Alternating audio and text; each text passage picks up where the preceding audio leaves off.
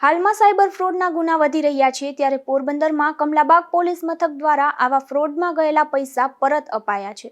જેમાં 13 જેટલા અરજદારોના સાયબર ફ્રોડમાં ગયેલા ₹2.25 લાખ પરત આપવામાં આવ્યા હતા। પોરબંદર જિલ્લામાં બનતા સાયબર ક્રાઇમના ગુનાઓમાં અનેક લોકોના પૈસા ગયા છે, ત્યારે કમલાબાગ પોલીસ દ્વારા અરજદાર ભરતભાઈ ચનાભાઈ ભૂતિયાને ₹24,334, રક્ષિતભાઈ કાંતિલાલ પાંજરીને ₹6,334, દિલીપભાઈ જખરાભાઈ કુછડિયાને ₹22,000, અજય કિશોરભાઈ લગધીરને ₹16,500,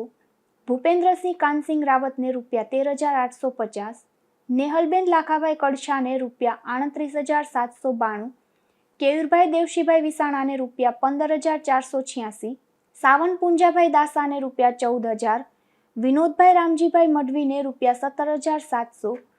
તૃપ્તિ દુર્ગેશભાઈ રત્નાગ્રાહીને ₹14,796, રાજુ કરશનભાઈ ગોહેલને ₹23,623,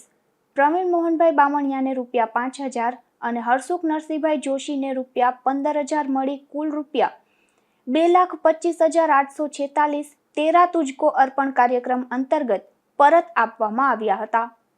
નિપુલ પોપટ સાથે અશોક થાનકી, ગુજરાત ન્યૂઝ, પોરબંદર।